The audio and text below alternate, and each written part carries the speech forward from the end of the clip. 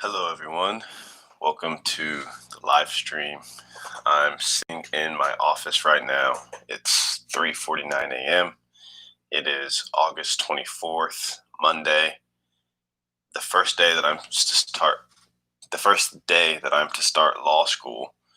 And I woke up this early, mostly because the baby got me up. And I was like, well, I'm up, so I might as well just get the day started. And I decided to do this live stream because I have to meet my own goals. I have to do the things that I set out to do. And in the beginning of this year, 2020, I wrote down in my goals journal that I was going to start a podcast. And it was my second goal, actually. I will have recorded 44 episodes of Staked Podcast. That was the goal. And we're now more than halfway through 2020, and I have 0 episodes recorded. So I kind of just have been thinking about it for a long time, and I'm like, okay, I'm going to do it. I'm going to start the Staked Podcast. And what is the Staked Podcast? Well, staked refers to staking, as in cryptocurrency. Staking is whenever you lock up some of your asset for a certain amount of time. And by locking it up, by staking it, this allows you to do certain things on the network. And if depending on how long you guys have been following my channel, you may know that I am a Decred holder, like investor. I don't know what you want to call it. I support the Decred project. I have for a long time. Back in July of 2019, I think was the first time I came out with just a Decred specific video.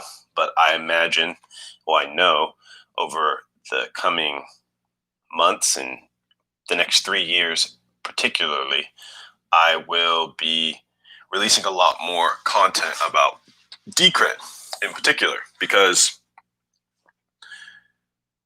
I've been an independent analyst in the cryptocurrency space, self-called, self-defined, for probably the last 3 years. And depending on at what part of that 3 years, I have designated as much as 40 hours a week to learning about cryptocurrency, all aspects of this rabbit hole, if you will, because that's what everyone who falls into Bitcoin will tell you, that once you go down the rabbit hole, it's very hard to get out. It becomes like this intellectual journey of economics, technology, coding, mathematics, game theory, sociology. There's just so many, geopolitics, there's so many different aspects, and it's captivating, honestly, and it just takes you on this journey. And very early on in this journey, I came to an investment thesis that there would only be a handful of cryptocurrency networks that would thrive. Bitcoin, for a long time, was the only one that I really believed in. Well, let me back up, because I actually started off as a shitcoiner, as the colloquial term in the cryptocurrency space. Part of my language is called quote unquote shitcoins. Refer to anything that's not Bitcoin, but really that's what the Bitcoin maximalists will call altcoins. Altcoin stands for alternative coins. There's going to be so much verbiage, and I think one reason why I've been scared to start this podcast is because I haven't really known where to do it. And my YouTube channel has always been about books and reading. I have my civil procedures textbook right here. I have Civil Procedures at 9 a.m. I have my con law, one of my 2 constitutional law books right here. And I have that at 10 a.m., something like that. Maybe it's at 11. I think it's at 11 a.m. I say all that just to say I'm going down this intellectual journey. I'm starting this legal education. And this legal education is something that I've always wanted to do, something I've always known that would happen. but it is so closely combined with my love for technology and using technology to increase access to justice, using technology to secure property rights, using technology to um, drive down the cost of affordability of legal services. And I have so much to learn about the law, like so much, and I'm never going to stop learning about the law for the rest of my life. And I also believe that I'll never stop learning about cryptocurrency protocols, or digital assets is actually the term I prefer to use, because as I've started that journey, my investment journey, global macro journey, it really is just continued learning. And so I've decided to start this podcast because I want an outlet that I can continue to learn. And I think the reason why I've been so hesitant to do this and start this is because I've been nervous of sounding dumb, or have felt that maybe this isn't needed, or felt like there are better podcasts. I listen to a bunch of podcasts, 98% of which are related to cryptocurrency. I think my biggest inspiration has always been Tales from the Crypt. Shout out Marty Bent. Shout out Matt Odell. I'm sure you'll never watch this, but um, you guys have been my inspiration. I'm rocking the Decred shirt. You guys have been my inspiration. Rough Consensus. Shout out Mr. Black and the crew. Permeable Nino. Checkmate. You guys have also been a huge inspiration. Um, Even people like Anthony Pompliano, who I really like his podcast because he's a Bitcoiner and a cryptocurrency investor, but I align with his view in that I also see him as a global macro thinker. And Ease Corner. So let's jump into what Ease Corner, episode 1. Ease Corner is an outlet for me to continue to explore my intellectual interest around macro investing, cryptocurrency, and technology. I will always bring a legal bent to things. That's just by inclination of my training. Governance is something that is extremely, extremely intellectually fascinating to me. Liquid democracy, as some people like to call delegated proof of stake, which again, a lot of terms. And I believe this channel is going to evolve into um, a little bit of a exploration. And I think you guys might hear the baby crying. I hope I'm not being too loud.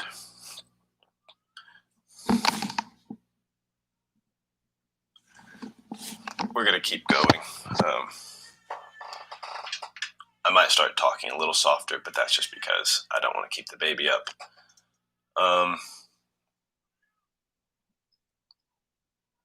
Yeah, so the first thing I'm going to do during this podcast is I'm going to the App Store. Look, I have an old iPhone 6 or 7.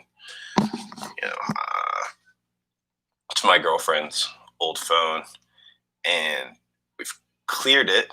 And I'm going to the App Store right now because I am downloading a Decred wallet. And why am I doing this? Because I want people to see just how simple it is to get started in Decred and to join this community. Literally, you just go to the App Store, just boom, just you type in Decred, Decred, and the first thing that pops up is Decred wallet. I don't know if you guys can see that, but you click on it, you download, and it took like no time at all. So we're gonna go ahead and open the app. Decred would like to send me notifications. Okay. We're going to create a new wallet. I actually right now will have a link to a video I made where I show you guys and I walk through the UI UX experience of setting up a Decred. That'll pop up hopefully right now, right there somewhere. If you're interested and you want to learn more about, well, how do I get involved and what is this all about? Go ahead and download or watch that video. It'll show you step by step what you're going to expect when you download the wallet. And I have to set up some information real quick. Spending password.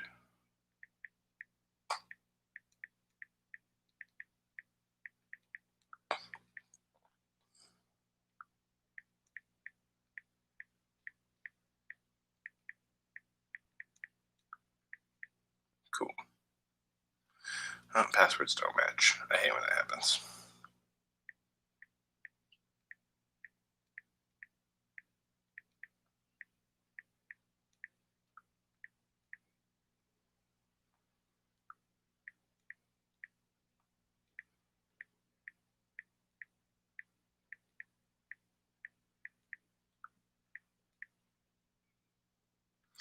Cool. So while that sets up, I gotta blow my nose. It is very, very like the air in Oklahoma right now has got everyone's allergies acting up. So pardon me.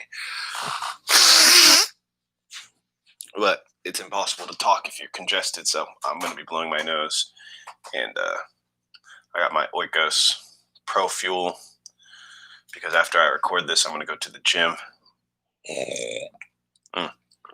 It's been my coffee supplement for like the last 3 weeks, trying to wean myself off coffee. But yes. Why have I like finally kind of decided to do this? Well, not only as a way for me to continue to explore intellectually, but also as a way for me to continue my cryptocurrency investing. I'm setting up this wallet primarily because I am going to solicit donations as I launch these episodes. And the reason why I'm doing this, I have never like really tried to monetize this channel in any way, and I'm not going to push this down people's throats. Um, but I am starting school and taking off a lot of student loans. I have a son that I have to feed, and the university is putting some restrictions on me in terms of how much I'm able to work in real estate. So this is kind of a good way for me to um, get support from people who I don't know and who watch my videos, who support me, who like what I'm doing. So I'm setting up this mobile wallet so that I can start accepting Decred donations. Um, but we're not going to hammer on that. I just kind of wanted to let you guys know I'm really doing this live and doing this raw. And Ease Corner is going to be the live, recorded, streamed YouTube podcast recording. And I've decided to do it on this platform because I've been growing this channel. I feel like I have a good enough of a base of interest, and I think I could convince people to come on to the podcast and record episodes with me live where I can talk to them, I can pick their brains, and I can really just learn. And Ease Corner is not just going to focus on Decred. Ease Corner is going to focus on really anything related to investing, honestly.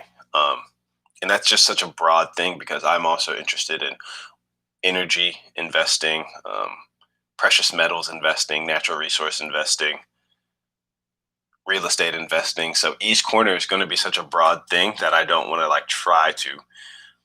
I don't want to try to limit it. But there will be certain episodes that I take and I fork over, which is a cryptocurrency term. I fork it over to another YouTube channel that I'm going to call Staked and Staked Podcast. And this is going to be specifically Decred related. Just for the sake of prosperity, I think it's important that we go ahead and talk about the Decred price. It's something they always do in Tales from the Crypt, so I'm like, I kind of want to just steal this. The Decred price is $19.19, and that will get you a piece of the 21 million. I started doing research a while ago for what the first episode was going to be for the Stake podcast, and so episode 2 is going to be about the history of Decred. And before you can really comment on the history of Decred, one almost needs to comment on the history of man and the evolution of money, which I have made videos on in the past. Maybe I'll try to have some of those pop up right now. But an understanding of Bitcoin, which I believe anyone who's jumping into this space should primarily focus on trying to understand Bitcoin, because I have at least 10, if not 15 books on that shelf, all related to understanding Bitcoin. And it really is the most important invention. And I don't remember if it's Dan Moorhead from Real Vision, or, well, he's not from Real Vision, but he goes on Real Vision a lot, and I'm a Real Vision subscriber. No, it's Dan Tapiero, who refers to Bitcoin as an invention, and he likens it to the steam engine. And I think this is a very apt analogy, because I believe that blockchain, similar to the steam engine, is an invention on the scale that will disrupt the way men live and the way we interact with each other, the way we transfer value. Some people might liken it to the internet or the printing press. I think these are also kind of similar analogies. But there's this video called The Fourth Turning, and I'm not going to get all the details of this whole, like, of the fourth turning, and because it's very, very broad what the fourth turning encompasses. But like, there's two primary features of the fourth turning, and I believe we're entering this this this fourth turning, and it's defined by generational shifts of demographics. Um, Primarily, the shift I see is the millennials coming of age and taking over and dominating political life and life in general and the economy, as the boomers kind of go off and start to resign from politics and sort of dwindle in power and in their spending. And the other thing that characterizes this fourth turning, or what I would refer to as the fourth industrial revolution, is blockchain. I'm kind of like conflating two things there, but it's fine. In the same way that the steam engine just brought entire new ways of living and transporting, and people couldn't have imagined that we would have automobiles. And when automobiles first came out, Andreas Antonopoulos has this great video where he calls infrastructure inversion. And I highly recommend you guys go watch this video, because he talks about how the old infrastructure, the old infrastructure looks at the new infrastructure and it scoffs, and it believes that things can never be different. And what Bitcoin requires is a bit of imagination. It requires an understanding of the history of money and the evolution of money, which is why I highly encourage you guys to go watch those videos, because it's going to start getting you thinking in a broad-minded way, and thinking very philosophically almost, thinking very historically, thinking very empirically as well. And Saifedean Ammous, he's the author of the book called The Bitcoin Standard. For better or for worse, Bitcoin has become linked to the Austrian School of Economics, or at least closely in tandem. And there's a lot of reasons for this, but primarily I believe this is because the Austrians have a understanding of scarcity that the Keynesians lost. And it's really funny, as I read through my constitutional law books, I was reading James Madison paper number 51, where he talks about the separation of powers. And he's writing to the, I'm trying to think, He's writing to the Federalists, or maybe he's writing to the Anti-Federalists. Well, he's writing to the people of New York, and he's trying to convince them of this Constitution that should be adopted. Decred also has a Constitution that has been adopted, and very interested to talk more about that Constitution and the American Constitution, and sort of just the evolution history and the philosophy and theory behind constitutions. But he warns people of three things, or like four things. And the first thing he warns people about is paper money. And it's wild as we look back on history. This is 1776. And I think if the founding fathers were to wake up today and to see what the Federal Reserve and the U.S. Treasury has become, they would be offended at best. And it goes against or the fiat currency system that we live under, right? Because our dollar is not pegged to gold, it's not pegged to silver, even though a dollar is defined as a unit of silver in the Constitution. That's not what it is today. And so we are living in a monetary experiment for the last 50 years, ever since I guess some people would say since the Bretton Woods Agreement, or since Nixon formally took the United States off the gold standard. And that system is coming to an end. It's collapsing.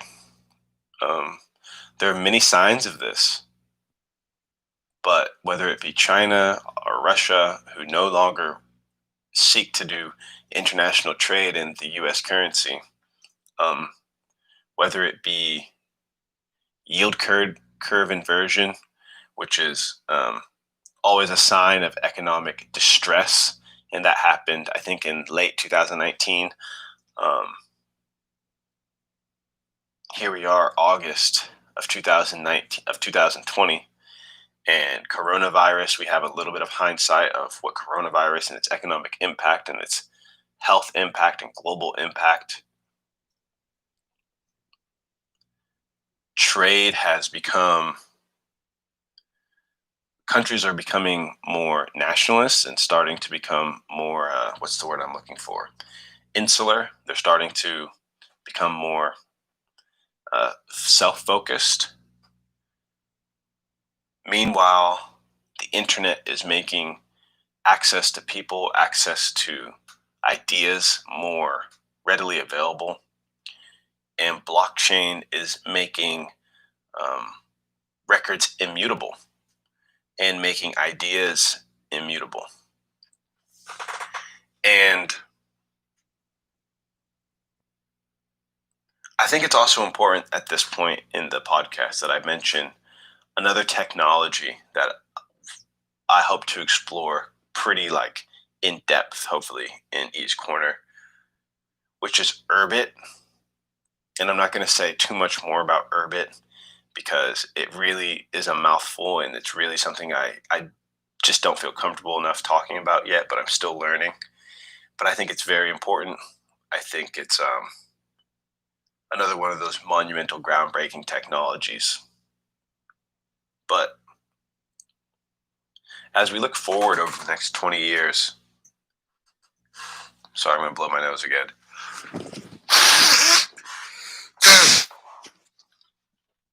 It's probably extremely obnoxious, but as we look forward the next 20 years, there are many things that we can predict, some that we cannot. I think virtual reality and virtual worlds is almost a guarantee. Augmented reality will become as common to the youth as texting is to us today. Voice, there's being a huge trend towards voice, and whether that be Alexa or Google Homes, remote work. I'm trying to think of some of the other trends: online shopping, online commerce. Things that coronavirus has sped up, right? Some of these trends that were already taking place are just being sped up. And We're very squarely in the 2020s, and I think people underestimate what things could look like by 2030, how much can change in a decade. Things are coming quick, things are happening quick, and E's Corner is just my way of being able to continue to be intellectually curious, continue to learn, and do it in a way that hopefully brings value to other people and that I can have a record. Because when I started this YouTube journey almost 3 years ago, it was always about me.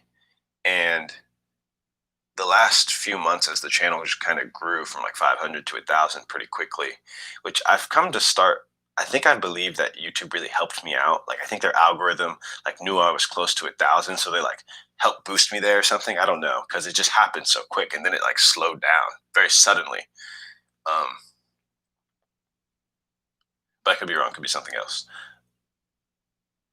I don't want to lose the reason why I started this, which was always for myself. It was always about my own learning. That was why I started with book reviews, because it was just, well, I'm reading these books and I don't have a classroom to talk about them with anymore because I'm not in college. And so I wanted to have a place where I can share my ideas and share my thoughts and go back and look and be like, man, I remember when I read that book and this is what I was thinking. This is how it impacted my investing. Because everything I read, everything I learn, investing is like, it's a continued journey. Same as entrepreneurship. The game doesn't end. Same as law. It doesn't end. It's always going on and you're competing whether you know it or not. And I don't ever want to stop. I don't ever want to slow down. And so I know that I've come to believe, and I could be wrong, that 98% of good investing ideas come from someone else. And what do I mean by this? Um, I also have come to believe that some of the most important questions when it comes to investing is yes and no, meaning do you make the investment at all? It's probably the most important question. And so my hope is that by being a lighthouse of intellectual curiosity, I can attract people who have um, similar ambitions, similar ideas, similar interest, who want to talk about things and want to talk about things with someone who is open minded, is not dogmatic, is willing to be wrong, is always wanting to refine his ideas and be always wanting to learn.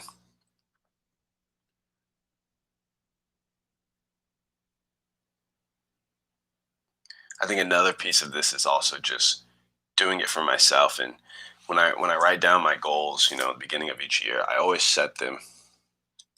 I always set very large goals for myself. Oftentimes, goals that I know are unachievable, but recording 44 episodes of a podcast is very achievable, and it just requires doing. It requires being bold, being brave, and so this is kind of a weird way to start a podcast series, but I'm very excited that I finally did it.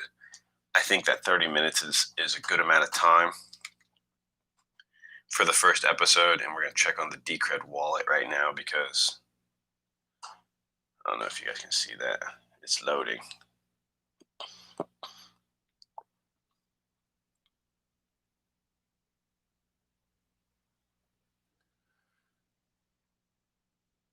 Receive.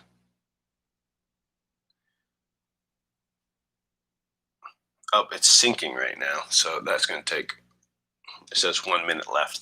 I'm going to let that sync, and in the description, I'm going to go ahead and post my Decred wallet information. It's probably going to be something I do from here on out. I think in the future, I want to accept other things such as DAI, obviously Bitcoin, um, Monero. I have other interests. And so maybe I'll end on that, right? Because anyone who's in the cryptocurrency space is very well aware of like the division and the ideology that drives a lot of these communities. And I have an understanding of why this is necessary, why humans tend to do this, why humans create tribes, create in groups and out groups.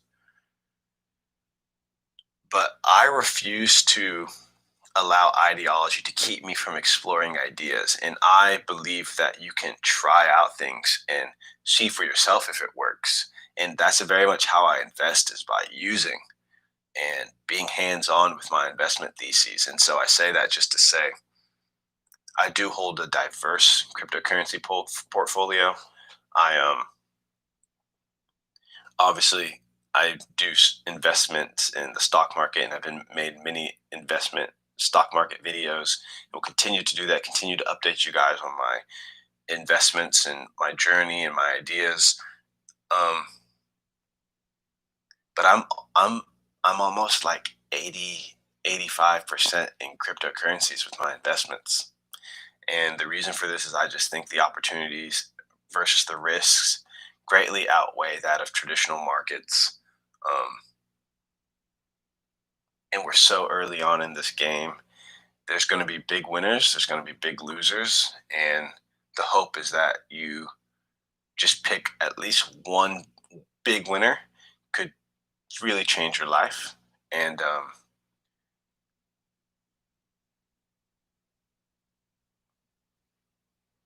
I say that I hold a diverse set of cryptocurrencies, and over time, you guys will learn kind of what my theses are, and how I've chosen the projects I've chosen. Um, some of which I'll hold closer to my chest for a number of time, for a little bit of time. Um, but Decred is definitely going to be like the centerpiece of